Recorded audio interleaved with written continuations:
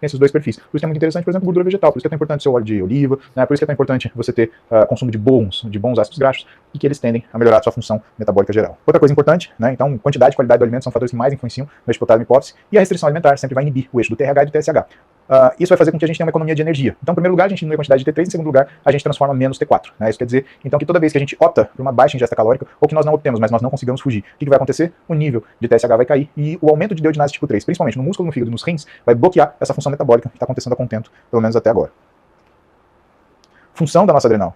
E muita gente já quis brecar o funcionamento da nossa adrenal. Que tristeza se isso aconteceria, né? Além do que seria uma síndrome de Addison, né? A gente perderia muito do que a nossa capacidade de função à medida que o cortisol, ele é um hormônio neurotrófico, então traz capacidade cognitiva e sensação de bem-estar. Mas olha só, o sistema nervoso central, ele diminui a volição, ele diminui o que é a iniciativa. O adipócito, ele aumenta a função da lipase lipoproteica, aumentando a reserva de gordura. A função tiroidiana, tanto central quanto periférica, é inibida. Lembra que o corticoide é uma etapa importantíssima naquelas tiroidites de Hashimoto que estão agudas e na fase de hipertiroidismo. Então o que a gente faz? Usa o corticoide para quê? Baixar o TSH, fazer com que você tenha a supressão da glândula. E diminuir, no caso da função periférica, diminuir a transformação de T4 em T3.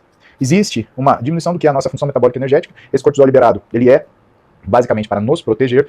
E nós ficamos tentando bloquear o cortisol por quê? Porque às vezes nós temos uma série de tarefas que são estressoras, só que nós fazemos exercício. E o exercício ele acaba sendo um fator estressor acima de todos os fatores estressores. E claro, ele vai ser penalizado com isso. Né? Função muscular, o corticoide, né? Ele provoca um aumento do que são as vias de degradação muscular. FOX, MURFs, ubiquitina proteassomo. Ele interfere até no funcionamento do AKT. Então, é comum você ver isso, porque se você nunca foi pro lado da endocrinologia, mas você estudou endocrinologia para passar de ano na faculdade, né, você lembra aquela foto icônica do Cushing, né? Então, aquele ser humano com braços extremamente finos, coxas extremamente finas, uma gordura muito concentrada no tronco, principalmente nas costas e no abdômen, uma cintura muito grande, muito avantajada, inclusive com reserva de gordura visceral, muitas das vezes. Isso quer dizer que essa característica da suprarrenal de modular o que é o nosso organismo, né, ela é muito mal julgada pela massa de pessoas que observa só aquilo que lhe é conveniente, né, de repente culpando tudo como se fosse tudo culpa do cortisol. Na verdade não é. Né? No sistema nervoso central, o cortisol nos deixa mais alertas, não esqueça que ele é neurotrófico. O adipócito, ele guarda mais energia, porque a gente estimula o que é a lipase lipoproteica. Nós temos a supressão, então, da função tiroidiana central e periférica. Nossa função metabólica energética é diminuída, nossa função muscular é diminuída e o músculo aumenta a degradação e, finalmente, os androgênios são suprimidos. Lembre-se que o cortisol faz supressão do eixo hipotálamo hipófise gônadas.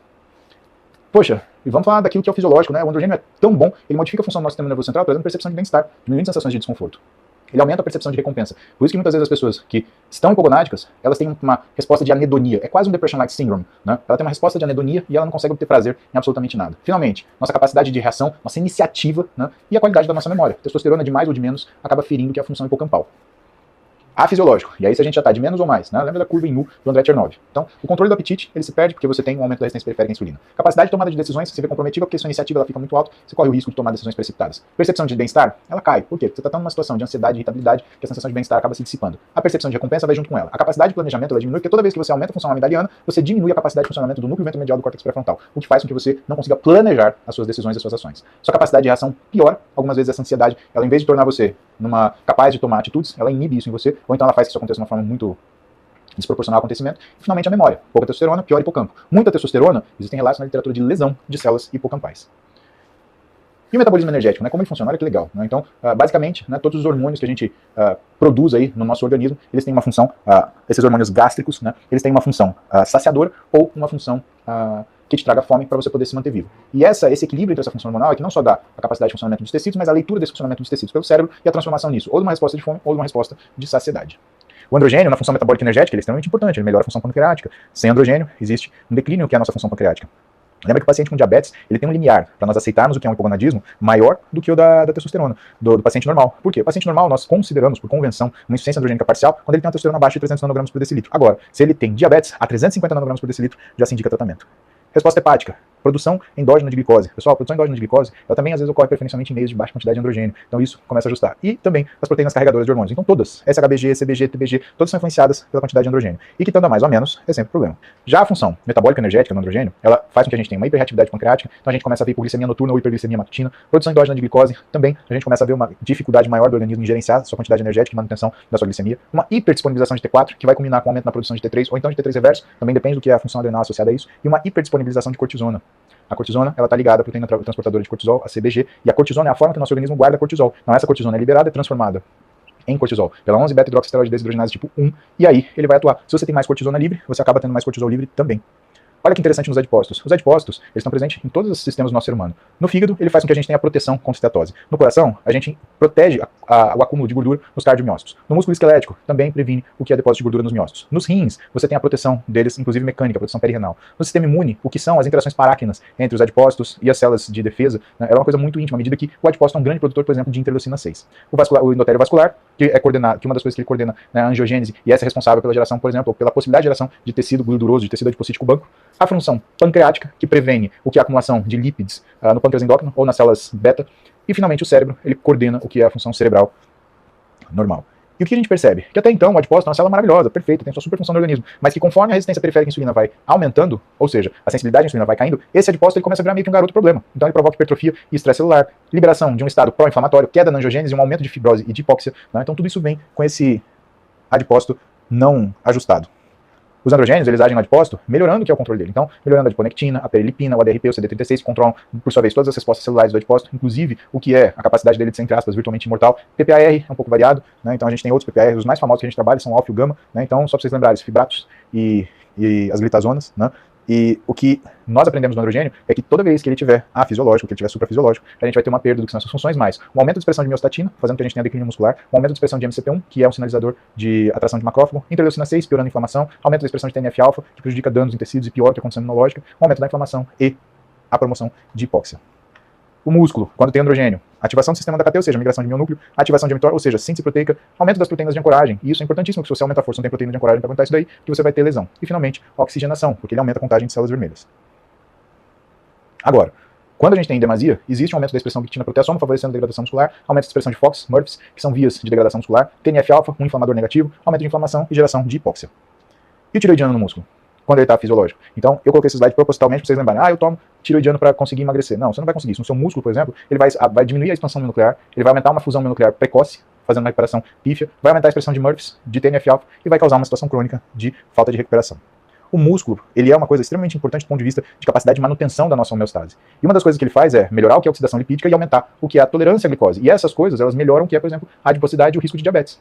Por isso que também a nossa opção é sempre tratar o paciente com diabetes com tanta atenção para isso quanto a gente trata o diabetes dessa pessoa. Não adianta estar com a glicemia normal se o restante está tudo bagunçado. O músculo ele trabalha uma série de etapas no nosso organismo, mas o que ele faz, por exemplo, de mais importante dentro que está no exercício? Então essa listinha que eu deixei para vocês. Um aumento da oxidação de ácidos graxos, uma diminuição de adiposidade, uma diminuição da oxidação de glicose para oxidação de gordura, uma capacidade aumentada de oxidativa, um aumento do conteúdo mitocondrial, um aumento da captação de glicose, da sensibilidade à insulina, da síntese de glicogênio, do controle glicêmico, um aumento da síntese de proteína, uma queda da degradação proteica, um aumento da massa muscular e um aumento da taxa metabólica basal.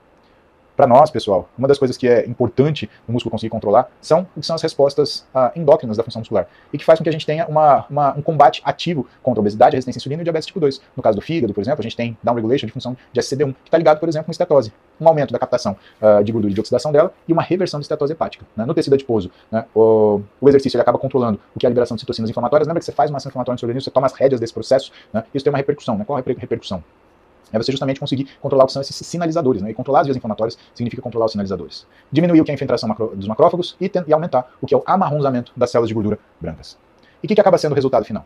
Bom, resistência periférica à insulina, ela comporta uma gama de situações de modificações que ela causa no organismo que para nós é extremamente perniciosa. Então, o aumento do SOX3, que é a proteína que inativa ou diminui a atividade dos receptores exclusivos de insulina, ativação de receptores MEC, que aumentam, por exemplo, o que é a vasoconstrição periférica, insulinopenia muscular relativa, porque se você tem resistência à insulina, você tem insulinopenia.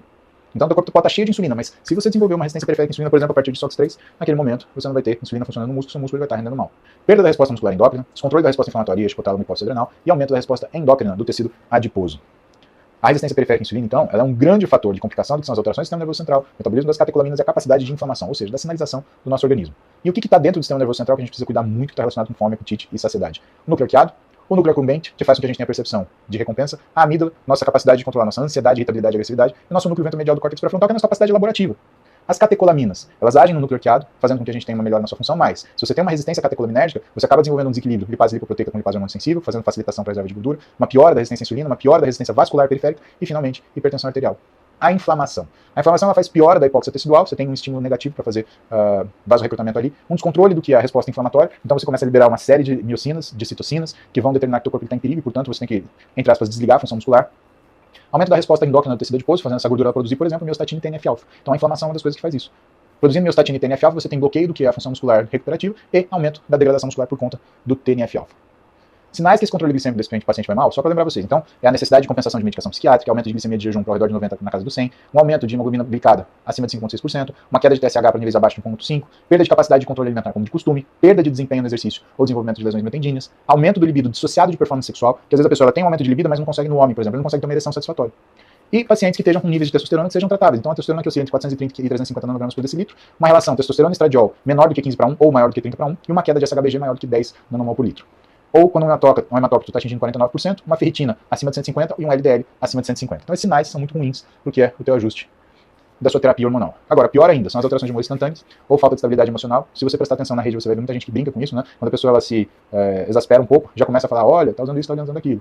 Aumento de uma glicemia de jejum maior do que 100, aumento de pressão arterial total ou somente a pressão diastólica, queda do TSH para menos que 1, aumento da frequência de crise de binge eating e pior da saciedade ou capacidade do anorexismo, cansaço aos médios e pequenos esforços, uma testosterona abaixo de 350, uma relação de testosterona e estradiol menor que 20:1, maior que 30:1, um SHBG menor que 20 e a síndrome MOSH que eu falei para vocês, Male Obesity Specific Hypogonadism, ou hipogonadismo específico da obesidade masculina. Um hematócrito acima de 49 e uma ferritina muito maior que 150. A gente vê às vezes 700, 800 mil. Né? Esses sinais são sinais associados com LDL acima de 150 mg por decilitro. Tá? Contração de homocisteína, lipoproteína A, fibrinogênio, VHS, PCR, BNP são sinais muito ruins de que esse tratamento ele não vai bem. E os androgênios, eles comumente causam isso quando eles estão muito acima de 940 mg por decilitro, ou um estradiol acima de 35, pior ainda se estiver acima de 50, ou uma relação testosterona e estradiol baixa com SHBG menor que 20. Sinais que esse controle glicêmico ele vai bem nesse paciente. Então a gente tem ausência de sintomas psiquiátricos, tem uma glicemia de jejum abaixo de 90, um HbA1c ao redor de 5,1, um TSH estável entre 2 e 2,5, um aumento da capacidade de realização de trabalho físico, libido estável, performance sexual satisfatória, e uma testosterona entre 600 e 800, um estradiol entre 20 e 35, uma relação testosterona e estradiol entre 20:1 até 30:1, mais 15:1 é tolerável se não tiver sintomas, um SHBG estável entre 30 e 40. Um hematócrito preferencial abaixo de 48%, uma ferritina abaixo de 150 e um LDL abaixo de 100. Critérios que devem ser pesquisados para qualquer tratamento em qualquer momento e que o momento estagnar relacionados ao descontrole glicêmico. Então é o que a gente já discutiu antes. Né? Começou a observar, esse paciente está vendo que ele está degradando, está vendo que todas as funções que ele apresenta hormonais, a maioria delas, e o comportamento está mudando, isso é o que a gente chama de um red flag, né? É sinal de você reavaliar a forma que você está tratando. Pronto para entrar no exame físico? Vamos entrar, já já. Então, segura aí.